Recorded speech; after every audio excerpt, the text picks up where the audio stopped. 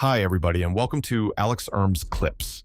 This narrative is a cautionary tale about the long-lasting impact of decisions made under the influence of others and the importance of self-respect in relationships. It had been years since I last heard from her, and honestly, I never expected to again. But out of the blue, my ex-girlfriend reached out to me on Facebook, of all places. She had always seemed to have everything figured out, especially after marrying the man everyone, including her toxic friends, had handpicked for her. But now she was reaching out, telling me how he had betrayed her, cheated on her with a 23-year-old Swedish girl from his work, no less.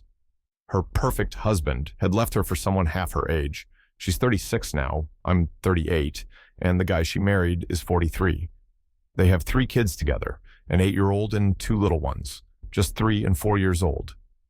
I opened the message, and there it was, like a punch to the gut. She wrote, "I couldn't breathe when I saw your face again. You're still so handsome. I've aged so much." She'd found me through our college alumni page, probably just looking to reconnect with old friends, or maybe for something more. I hesitated for a moment, then decided to respond, pretending to be friendly. But as soon as I hit send, the old wounds I thought had healed ripped wide open. It had taken me 3 long years to get over her and move on with my life, to forget the girl who broke me. Yet here she was, dragging all those memories back into the light. I remember so clearly the time back in college when one of her so-called friends told me about a pact she'd made with some other girls in our class. They'd agreed she should never date me. I guess I was too weak for her, not good enough. They said she deserved a strong man, someone better, and filled her head with all sorts of nonsense. Looking back, it was like they were jealous, planting seeds of doubt in her mind. I tried to warn her back then, told her not to share everything about our relationship with those girls. If you even hint that you're sad or upset, they'll use it against you, I'd said. But she trusted them over me, and that trust led her down a path I never could have imagined. I still remember the day I found out she'd made out with 10 different people at a party. 2 of them were our mutual friends. She'd claimed she was drunk, but it didn't matter. The trust between us was shattered. We tried to work things out, but in the end, I couldn't do it. I had to walk away. Years passed, and I finally started to heal. It wasn't until I bumped into a mutual friend at a bookstore that I found out she had moved on from me almost immediately. She didn't even ask about me, didn't miss me. Instead, she started dating other guys, one of whom was also a friend of ours. All the people I thought were my friends had turned out to be hers instead. They hid the truth from me, fed her lies about me, and in the end, she married someone else. She told me all of this in her message, and then she mentioned how she saw me during the COVID lockdowns, still working, still living. I told her I'd been laid off and was struggling, hoping it would turn her off, make her lose interest. But instead, she responded by telling me how her husband's betrayal had left her broken. He had met another woman, gotten her pregnant, and their divorce was finalized quickly. She wanted full custody of their kids, but he still had visitation rights. She said it was the least he could do after the pain he'd caused her. She admitted that her friends and family had picked her husband for her. He wasn't good-looking or particularly charming, but he was stable, responsible. He took care of his mom and seemed like a safe bet. She said she'd chosen him over me, and then she started crying. Through her tears, she asked about my life, whether I was married or had kids. I told her no, that I was still single. She started sending me pictures of us from back in the day, acting like everything was just like old times. But inside, I was boiling with rage. How could she think everything was fine between us? Did she not remember how she tore my heart out? She chose those so-called friends over me, left me for dead, and never looked back. Now, after losing her looks and getting dumped by the man she left me for, she decides to reach out. I kept my cool, but when she asked if she could call me, I hesitated. Against my better judgment, I agreed. The moment I said hello, she started crying. Real tears, not the fake ones. "I can't believe it's really you," she sobbed. "I've missed your voice so much. I can't breathe." She went on, telling me how she couldn't stop thinking about me, how much she missed my smile, how spontaneous and funny I used to be. She even remembered the cologne I wore back then. I sat there on the phone, torn between feeling happy to hear from her and devastated by the memories of how she'd hurt me. She asked if we could meet up just once. I told her it wasn't a good idea with COVID and all, but she insisted, saying we could eat outside, that she needed to see me or she'd crumble. She started apologizing, saying she listened to the wrong people and should have trusted me. But I couldn't take it anymore. Please, don't bring that up, I told her. It's hurting me too much. It's in the past. Let's move on. Focus on your kids. Maybe some single father will come along and you can build a blended family or something. But the more I thought about it, the angrier I got. How could she have the nerve to come back into my life like this? I asked my aunts and female cousins for advice, and they didn't hold back. She's the devil in disguise, one of them said. She never loved you. A woman who truly loves you would never do what she did. She wouldn't want to see you hurt. Why are you feeling sorry for her? My aunt hit me with the hard truth. When you were hurting, was she there for you? If the roles were reversed, would she be here for you now? I didn't even have to think about it. No, I admitted, she wouldn't. But just when I thought it couldn't get any worse, her girlfriends started messaging me too. They said if I really loved her, I'd give her a second chance. That made my blood boil. How could they say that? She broke me, left me for dead, and now they want me to just forgive her and move on like nothing happened? One of the friends who messaged me had been part of the group that pushed her towards the guy she ended up marrying. If she really loved me, why was she still listening to those same people? And then, 2 days later, her father messaged me. The man who once hated my guts was now asking me to give his daughter some closure. I couldn't believe it. When I wanted closure, she didn't care. She walked away and never looked back. Now, they all wanted me to do the right thing by her, as if I owed her something. I was fuming, but at the same time, I was confused. I knew deep down that my aunts and cousins were right. She wasn't good for me, but still, I struggled. I made the mistake of agreeing to meet her. After all the years of pain and healing, I let myself get sucked back in. We met outside a restaurant, and the moment she saw me, she started crying again. She ran up and hugged me, but I didn't hug her back. My hands stayed at my sides, stiff and cold. An older woman walking by saw us and asked, "Are you two married? Is he coming back from the service?" "No," I replied quickly, "just an old college friend." The woman gave us a look and said, "Well, she's sure emotional for just an old friend. You two look cute together."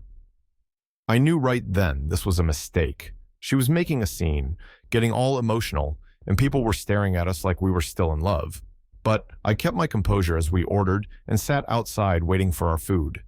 She looked older, a bit heavier, but she was trying so hard to act like everything was fine. She showed me pictures of her daughters, and I commented that they looked just like their father.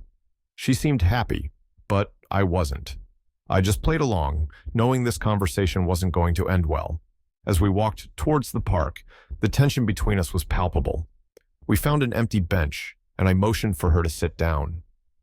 "Let's talk," I said, trying to keep my voice steady. "So, why did you want to meet me?"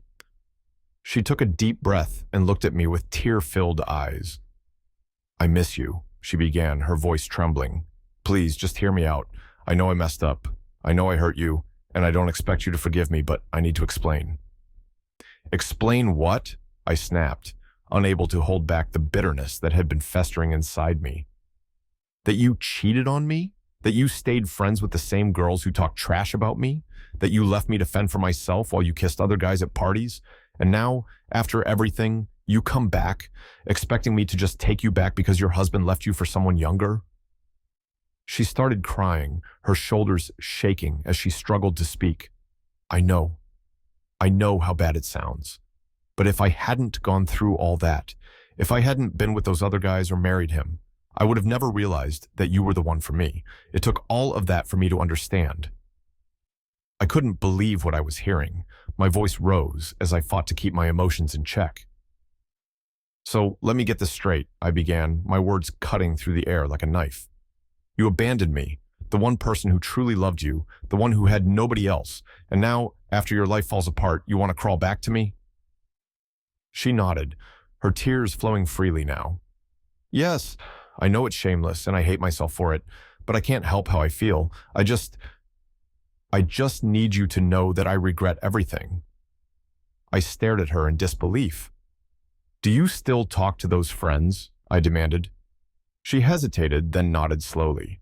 Yes, I do. Unbelievable, I muttered, shaking my head. You still talk to them, the people who tore us apart, and you have the nerve to ask me to be part of your life again, after everything?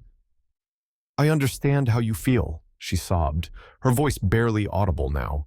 I know I've been a fool, and I don't deserve another chance, but I can't stop thinking about you. I'm willing to fight for you, to prove that I've changed. My anger flared up again. Fight for me?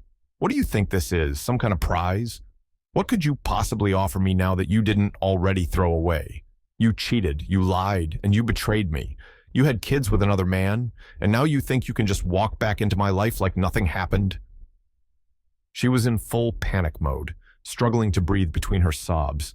I don't know how to say it. I don't know how to make it right. I'm sorry, I hate myself every day for what I did to you. You're full of it, I snapped. You moved on from me the second you had the chance. You dated guys I couldn't stand, and you lied to my face, making me feel like it was all my fault. And now you come back, expecting me to just forget all of that? She looked completely shattered, and for a moment, I almost felt sorry for her. But then I remembered the pain she had caused me, and my anger surged back. You know what?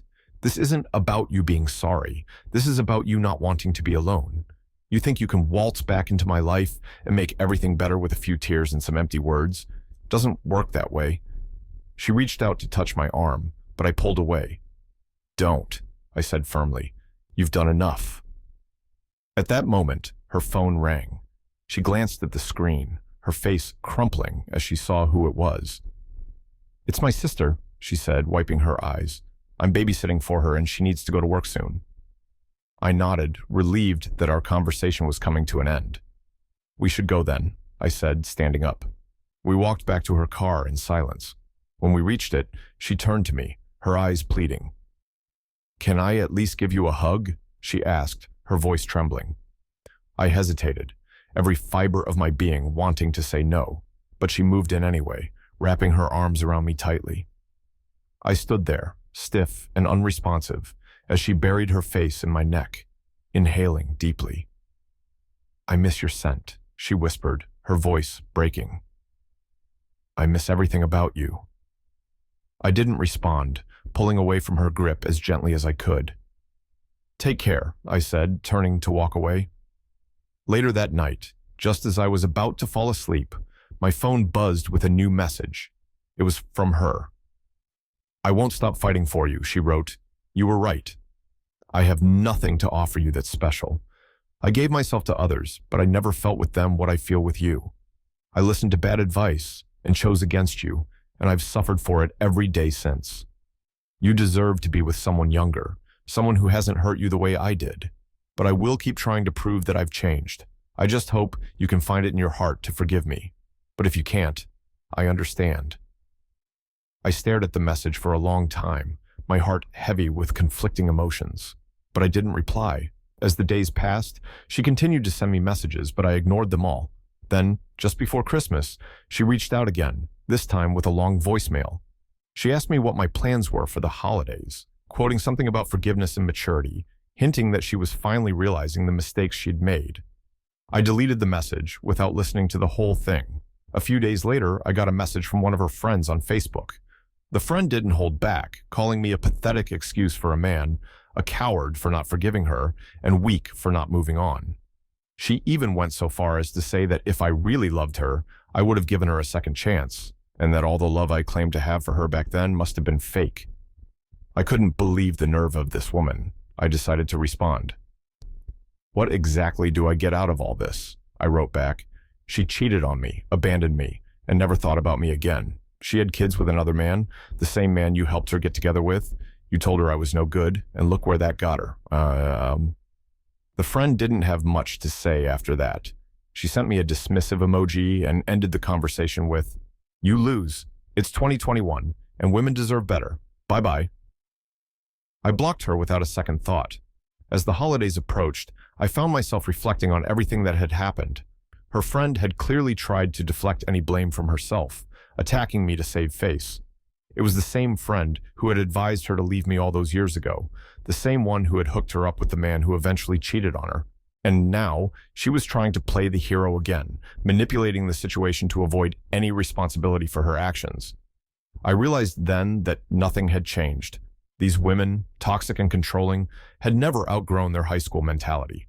They were still the same jealous, insecure people they had always been, and they were still trying to pull the strings in my ex's life. The whole situation was sad, really. My ex had surrounded herself with people who didn't have her best interests at heart, and she was too indecisive to see it.